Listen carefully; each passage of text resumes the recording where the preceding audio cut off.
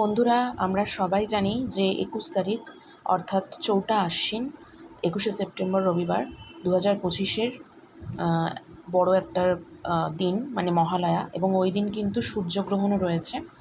আমি এখানে দেখিয়ে দিচ্ছি টাইমিংটা কী রয়েছে। আমি যে পঞ্জিকা ফলো করি, যে পঞ্জিকা মতে, আমি সেই মতেই দেখিয়ে দিলাম। গ্রহণ স্পর্শ অর্থাৎ আরম্ভ হচ্ছে কিন্তু রাত্রি ঠিক ১১টা থেকে। গ্রহণ কিন্তু মধ্য থাকছে ১টা ১২, অর্থাৎ রাত্রি ১টা ১২-তে, আর গ্রহণ শেষ বা মোক্ষ লাভ করছে রাত্রি ৩টে ২৪ মিনিট। যদিও গ্রহণটা ভারতবর্ষে অদৃশ্য, অর্থাৎ যেহেতু তখন সূর্য থাকছে না আমাদের মাথার ওপর, তাই জন্যে অদৃশ্য, কিন্তু এর প্রভাব তো থাকবে। তো যেরকম সবসময় বলি, গ্রহণের সময় পরিপাক মানে রান্না করা খাবার দাবার গ্রহণ না করাই সবথেকে শ্রেয়। আর যতটা পারা যায় বাইরে বেরিয়ে কোনো কাজকর্ম না করাই ভালো। আর যারা মহিলারা রয়েছেন, মহিলারাও বিশেষ করে এই সময় একটু প্রোটেকশনের মধ্যে থাকার চেষ্টা করবেন। যদিও সময়টা রাত্রিকালীন, আশা করি ওই সময় খুব একটা কারোর বাইরে বেরোনোর দরকার পড়বে না, তবুও এটা একটা সাবধানতা হিসাবে বলে দিলাম।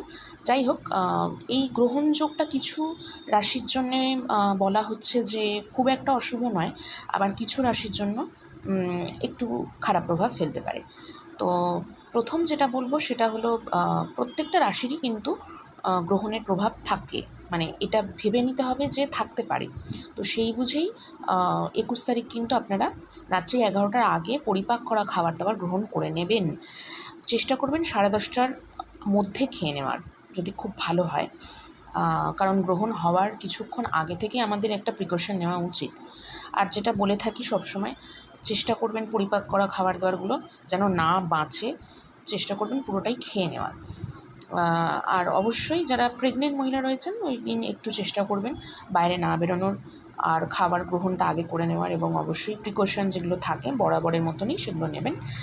তো যাই হোক, এই গ্রহণটা আমাদের ভারতবর্ষে অদৃশ্যমান হলেও এর প্রভাব যেহেতু থাকছে, তাই জন্য আমি সবাইকে বলে দিলাম।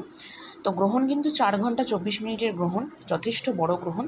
তবে এর প্রভাব কিন্তু আমেরিকার অংশে, নিউজিল্যান্ডের অংশে, মালয়েশিয়ার অংশে এবং আন্টার্কটিকার যে দিকগুলো রয়েছে এখানে কিন্তু পড়ছে। অর্থাৎ বর্তমানে এইসব দেশগুলোতে কিন্তু একটা সংঘাত, যুদ্ধ, বিরোধ, তাদের যে সরকার রয়েছে সেগুলোর একটা অসুবিধাজনক, যুদ্ধজনক পরিস্থিতি কিন্তু সৃষ্টি হওয়ার একটা যোগ দেখা যাচ্ছে, যেটা ভারতবর্ষের ক্ষেত্রে হচ্ছে না।